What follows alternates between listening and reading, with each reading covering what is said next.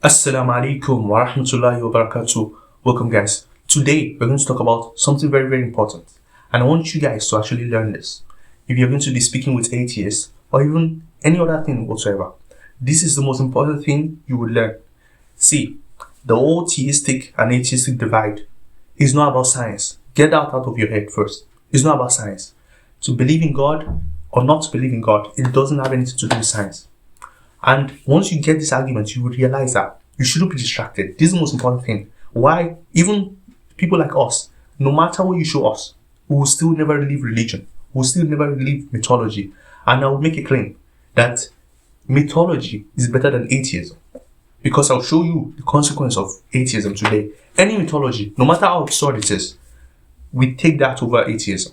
And that's the point of this argument in this video today. So stay along, guys. Now, I'm going to introduce you to a specific group of people. They call them the existentialists.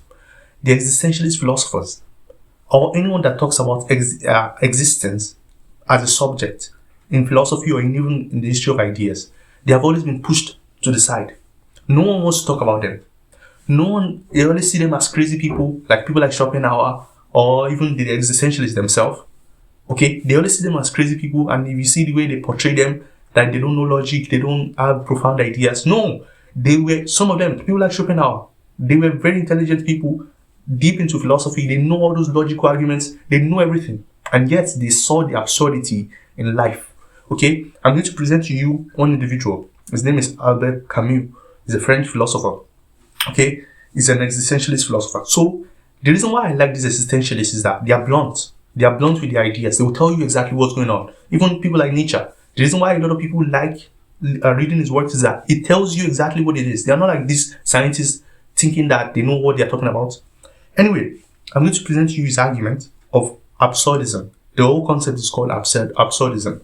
These are the real atheists. If you really want to know what you're against, like, okay, what is the alternative? On the one hand, you have theism. On the other hand, you have atheism. What is the alternative? Why should I even go to atheism in the first place? Let me show you why. Okay. So this is the first premise of his argument. He said, okay, I'm going to present the arguments, it's not like directly from him, but this is the main idea of the existentialist and even this Albert Camus. Life, we are thrown into the world. Okay, so you didn't decide when you wanted to come here. You just found yourself in a world. This world is meaningless. It's silent to us. The world is silent. Life is silent. Nature is silent about anything of value, anything of meaning is silent of that. We, as individuals, this is the second premise, we crave meaning and values. We crave meaning and values in things. The conclusion is that then life is absurd. When these two premises meet, life is absurd. That's the conclusion, because there is no meaning to look for, and you're looking for meaning is meaningless. The whole thing is absurd. And once you realize this is the tension. And then he gave three options that people have chosen to go out of this dilemma. This is what nobody wants to talk about, okay? He said, if you understand what he's saying, he's telling us that life is meaningless, it's colorless, it's silent. Let me give you a good example of why life can be silent or meaningless. An asteroid can just come up and come right now and wipe all of us out of existence. All of us. And there will not be any reason, any justification. Why did he do it? Science will just say, oh, look, an asteroid is coming. That's why science is irrelevant in this discussion. Don't be distracted when someone is talking about science. Anyone can learn science. Science is just description. If an asteroid is coming right now, coming to wipe us out, science will just say, oh, look, it's coming at this particular speed. How does that have any meaning to all the things we've built here? Does that have any relevance to meaning and value judgments? No, it doesn't. That's why, no, don't talk about science. We talk about the real issue. Okay? Life is meaningless, it's silent. You can do anything we want.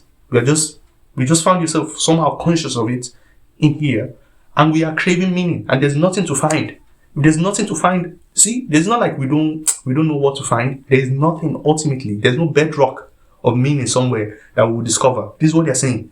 Therefore, life is meaningless and it's absurd, and it's called absurdism. He said there are three ways people have tried to go out of this. The first one is suicide. Is it that people have killed themselves, committed suicide because of this reason? A lot of people kill themselves because when you think that there's some meaning, but we didn't find it yet. you can still have something. If you think there's no meaning to find, people go and commit suicide. That's his first option. Even though he was against this, but he's laying out like these are the options that people often take. So you take suicide. The second one is to commit, they call it philosophical suicide, but it's like you have faith.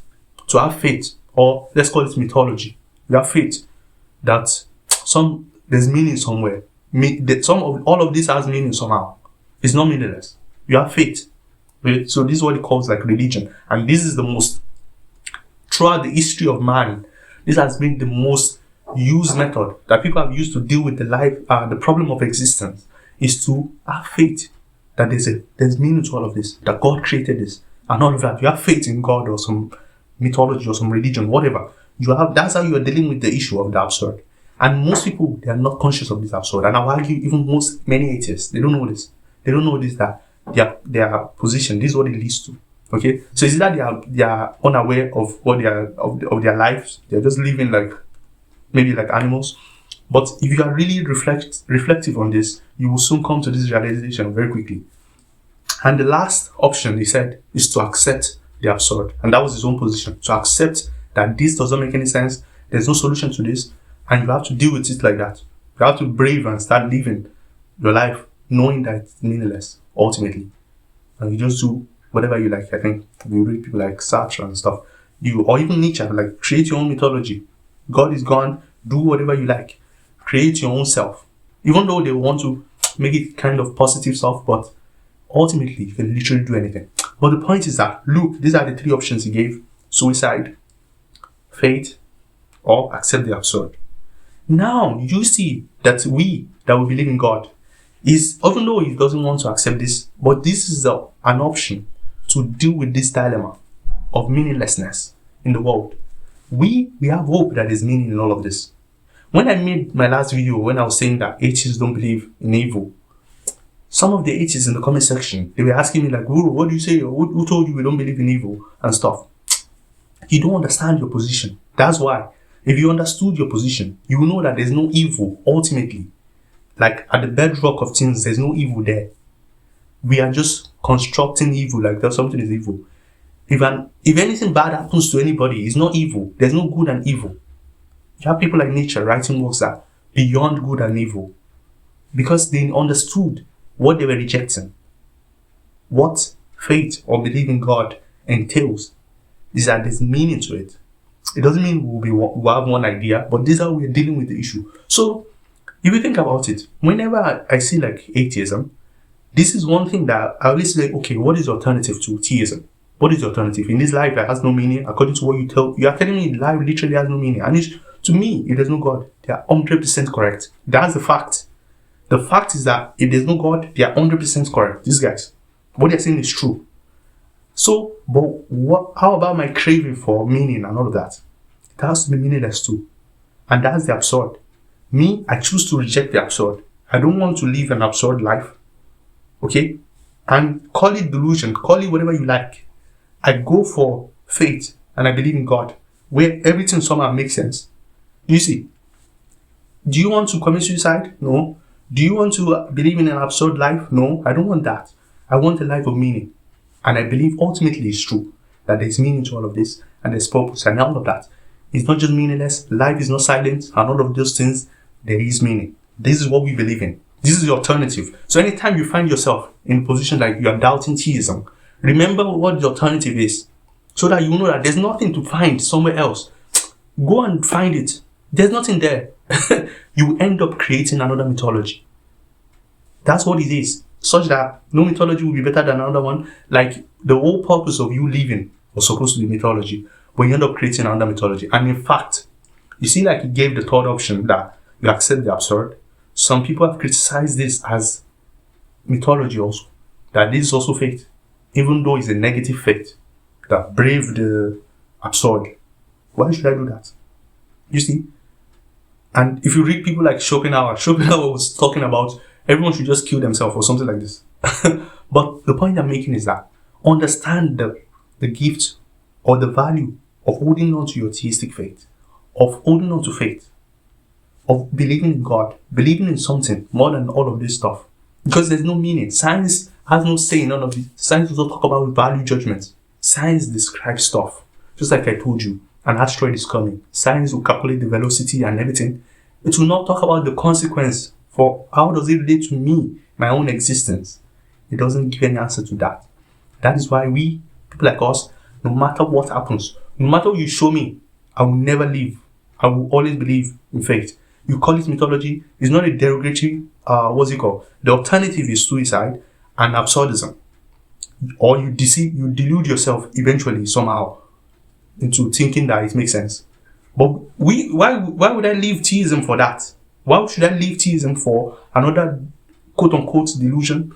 Why should I go there? Why can't I just stay here? That's the question that you can ask them. Like, I can obviously stay here. There's no answer. The world is very silent. There's no answer. Leave me alone then. If me, I don't believe the world is silent or meaningless, and my craving has meaning, and I don't want to commit suicide, then leave me alone. This is the whole argument I'm trying to show you. Even though I agree with the existentialist philosopher and those guys, that's why people like people that are blunt and straightforward. If you read works of Schopenhauer and all this, it's straightforward. He will tell you as it is, so that you will understand the importance of believing in God. That if there was no God, these people are 100% correct. Any other person is just being an optimist, nonsense, trying to lie to you. The real reality is that these guys are 100% correct. No one can argue against them objectively, other than creating another mythology. It's a fact.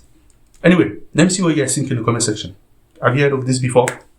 Hold on to your mythology. Hold on to mythology. Never let it go for atheism. Because why am I even talking about this? Because atheism is becoming too popular, and most people don't understand what it entails and what it leads to, and they think they will find some meaning somewhere. There's no meaning. Do you understand that? Can you accept that? If there's no meaning, you cannot criticize people objectively anymore. You cannot talk about how you are just another mythology in a list of mythologies. You see, and your mythology is weaker because you are against mythology in the first place. You are not like a Muslim. A Muslim it doesn't believe it's just mythology. It thinks it's objectively true. You don't. You believe there's no bedrock of meaning. So anyway, we believe there is. You see? So anyway, you see that life, at the end of the day, if you penetrate it to the deepest level, you will find that you will have to make a decision between meaninglessness and meaning. If you move from meaninglessness, logically, it will be meaningless. But you cannot explain your own self-awareness of this fact. You can explain that. And then you want to transcend the meaninglessness into something that you want to have hope, faith in a meaning, to ground all these things that you're observing. Unless you want to commit suicide. That's what we are calling to. Anyway, let me see what you guys think in the comment section. Share this video with anyone talking about atheism and all this stuff. Nonsense. Remember, science is not part of the discussion. It's just rubbish. They just want you. See, if someone come and criticize your religion, is it that you move from one religion to another religion? I'm telling you. Is it that you move from one true mythology to another true mythology? If they bring science to you, it will just lead to nihilism, where you will now be doubting, should I commit suicide, or should I accept the absurdity of life and meaninglessness of it? That's what you end up going to. We have hope. Let us die like that. Let us die having hope that there's meaning and there's God, and everything will make sense at the end of the day. All we have to do is do good. See, all these things, all those values of religion come from this fact that we know that there's meaning ultimately. When I'm alone, no matter if I think no one is watching me, I'll still, behave myself. I know someone is watching me. There's meaning, even though I don't see anyone around. It takes faith to be able to do that. And if you have a community of people that each one of them knows that someone is watching them, has faith in something that is unseen, things like that, they behave themselves. Compared to the people that they have no bedrock of meaning. Anyway, let's not make it too long. See you guys later. Assalamu alaikum wa rahmatullahi wa barakatuh.